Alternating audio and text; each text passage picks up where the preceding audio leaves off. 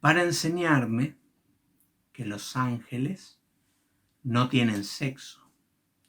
Mira, la Biblia, para ser sinceros, no habla demasiado de los ángeles. No es que no habla nada, pero no habla demasiado. Y una de las cosas que la Biblia no dice es si los ángeles tienen sexo o no tienen sexo. Lo que el texto que estamos leyendo nosotros, porque en la resurrección ni se casarán, ni se darán en casamiento, sino serán como los ángeles de Dios en el cielo. El texto ese que dice esto, si hay algo que no enseña, es que los ángeles no tienen sexo. Sin embargo, este es el texto utilizado para enseñar eso. Los ángeles no tienen sexo porque no se casan ni se dan en casamiento. En realidad la Biblia nunca enseña eso y es una inferencia, pero es una inferencia un poco peligrosa. Ir demasiado lejos. Inferir que porque los ángeles no se casan ni se dan en casamiento, entonces ellos no tienen sexo. Bueno, eso no tiene ninguna importancia.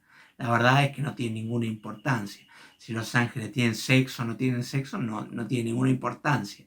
Solo estoy usando el ejemplo para explicarle cómo se hacen inferencias de un texto sin que en realidad ese texto diga nada con respecto a eso de lo que se hace inferencia. Otro texto importante, otro ejemplo, Salmos, capítulo 22, versículo 3. Pero tú eres santo, tú que habitas entre las alabanzas de Israel. Precioso texto, precioso texto. Qué lindo saber que Dios habita. Mirá, lo tuteé, le pido perdón, me puse un poco atrevido. Mire, en hebreo, este texto dice, Beatá, pero tú, Kodesh, santo, Yoshev al Tefilat, Israel, sentado sobre las alabanzas de Israel. Dios habita, Dios se sienta entre las alabanzas de Israel. Cuando usted lo alaba, Dios está ahí de una manera especial. Usted es consolado, usted se siente bien, la presencia de Dios. Aunque recuerde lo que dijimos con respecto, esto también se aplica, en esto también se aplica a aquellos que dijimos con respecto a que ellos estaban bajo un pacto diferente al nuestro. Porque Dios habita en nuestros corazones. Dios está siempre en nuestros corazones. Dios no viene simplemente cuando le alabamos. Entonces Dios no está cuando no le alabamos y está cuando le alabamos. No, eso no sucede. Pero el texto es hermoso, es muy hermoso saber que Dios se agrada en la alabanza. Es así, es la enseñanza que podemos sacar nosotros, que Dios se goza, que Él es santo. Toda esa enseñanza podemos sacar, aunque David está hablando en un pacto diferente al nuestro. Entonces este texto, usted sabe, han dicho, bueno, como Dios habita, cuando el pueblo de Dios alaba a Dios, Dios se manifiesta. Cuando los mundanos cantan canciones mundanas, entonces el diablo se manifiesta. Entonces si usted escucha canciones mundanas, sobre todo de algún género pesado como heavy metal o algo de eso, probablemente usted quede endemoniado.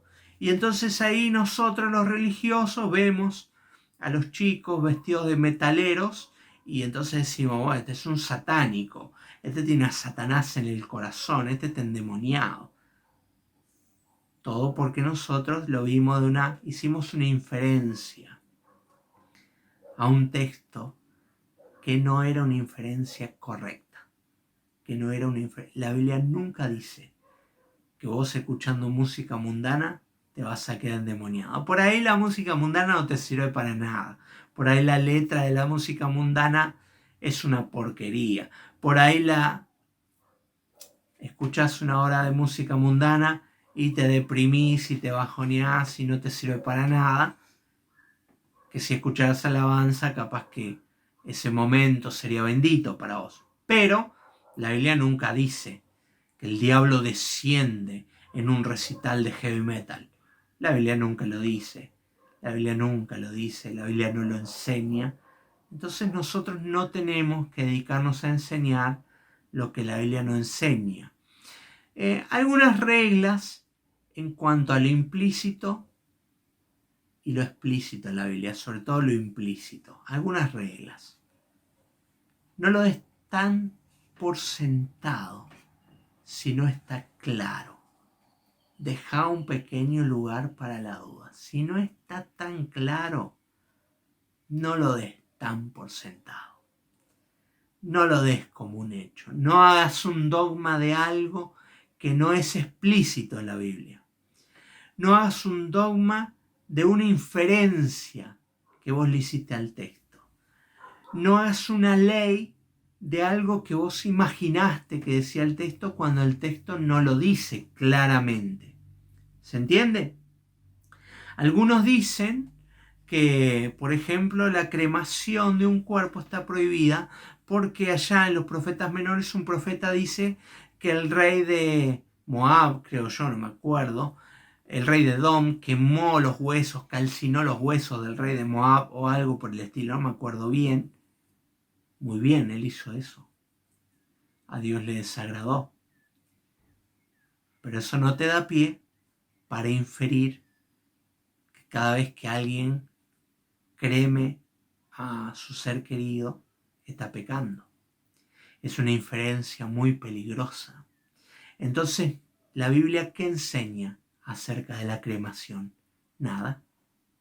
¿Cómo nada? Nada. La Biblia no enseña nada. La Biblia no enseña nada. ¿Enseña la Biblia que nosotros debemos sepultar a nuestros muertos? No, la Biblia tampoco enseña eso. Porque el pueblo hebreo no hacía un pozo en la tierra y enterraba a sus muertos. El pueblo hebreo cavaba una cueva en una montaña y ponía a sus muertos en una cueva y hacía rodar una piedra en la puerta de la cueva. Entonces la Biblia nunca dice, ustedes deben enterrar a sus muertos de tal manera, ustedes deben sepultar a los muertos de tal otra manera. La Biblia no enseña nada de eso. Deberíamos nosotros ser respetuosos con los silencios que hace la Biblia, sobre todo si la Biblia te está dando libertad o margen para actuar. Porque si la Biblia prohibiera la cremación y dijera está prohibido, deberías reconocer eso, que eso sería pecado. Pero como la Biblia no lo dice, solo puedes hacer inferencias y a veces esas inferencias son peligrosas. Lo segundo es que lo explícito mata a lo implícito. Lo explícito mata a lo implícito. ¿Qué quiere decir esto? ¿Qué quiero decir con esto? Si la Biblia dice algo explícitamente, entonces no se pueden sacar implicancias de otros textos diferentes a lo que la Biblia dice. Voy a darte un ejemplo para que lo entiendas. Yo un día estaba en el hospital Pirovano y vino un católico y empezamos a discutir, o él empezó a discutir, yo estaba intentando comer, no discutir. Y él vino y habló de la adoración de María. Él hizo el siguiente razonamiento. El razonamiento era así. Como María, como Jesús es Dios, como María es la madre de Jesús, entonces María es la madre de Dios. Y porque María es la madre de Dios, es más que Dios, María merece nuestra adoración. Bien, él empujó esa interpretación de lo que dice la Biblia, introduciendo su teología personal, católica, al texto de la Biblia. Entonces, implícitamente, el razonamiento es perfecto, no tiene ninguna falla y es así. Pero, ¿qué sucede? ¿Qué sucede con ese razonamiento? Que Jesús se pronunció al respecto. Jesús, hablando con Satanás, se pronunció al respecto. Mateo, capítulo 4, versículo 10 dice: entonces Jesús le dijo: vete, Satanás, porque escrito está: al Señor tu Dios adorarás y a Él solo servirás. ¿Podemos adorar a María? No. ¿Por qué? Porque solo Dios merece nuestra adoración. Eso es lo que Jesús está diciendo. Eso es lo que Jesús está diciendo. Entonces, nosotros no debemos, si hay algo explícito, cuando Jesús ordena que solamente se adore a Dios, nosotros no podemos sacar implicancias de otro texto para decir otra cosa diferente a lo que se enseña con una claridad meridiana. ¿Se entiende lo que estoy diciendo? Lo otro es, uno no debe introducir su propia filosofía, su propia teología a la interpretación de la Biblia. No debe introducir su propia filosofía a la interpretación de la Biblia. Mire, le voy a dar un ejemplo. Nosotros siempre, los evangélicos, hablamos de que en el hombre está el poder de decidir si quiere aceptar a Cristo o no lo quiere aceptar. Nosotros siempre decimos eso. Y nosotros queremos orar. Mire, incluso oramos a Dios y le pedimos: Señor, que mi hijo te acepte. Que mi hijo te acepte. Porque nosotros creemos que el hombre tiene libre albedrío y que él tiene el poder para decidir, que la decisión está en el hombre. Jesús dice claramente allí: no me elegisteis vosotros a mí, sino que yo os elegí a vosotros. Pero mire lo que dice más radicalmente Romanos capítulo 9. Romanos capítulo 9. Lea conmigo Romanos capítulo 9. Romanos capítulo 9, versículo 18. De manera, dice el autor de Romanos, o dice el Espíritu Santo, de manera que de quien quiere, ¿quién es el que quiere? Dios, no los hombres. Parece ser que la decisión no está en manos de los hombres. La oración no debería ser: Señor, que mi hijo te acepte, sino que la oración debería ser: Señor, acepta a mi hijo, tené misericordia de mi hijo. Porque dice: de manera que de quien quiere tiene misericordia, y al que quiere endurecer, endurece. Tremendo lo que dice, que Dios endurece personas. Pero me dirás, entonces usted dice, estoy leyendo Romanos 9, versículo 19, pero me dirás, ¿por qué pues sin culpa? Porque ¿quién ha resistido a su voluntad? Mas antes, hombre, ¿quién eres tú para que alterques con Dios? Dirá el vaso de barro al que lo formó: ¿por qué me has hecho así?